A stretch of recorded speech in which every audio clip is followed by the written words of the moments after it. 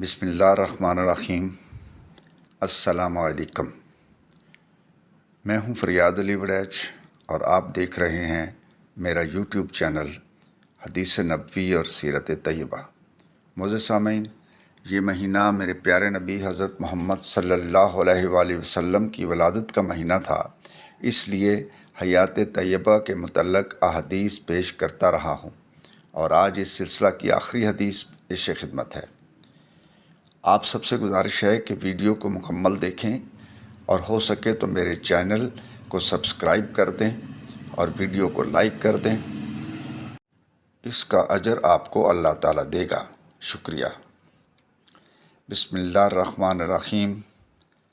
حدیث نبوی۔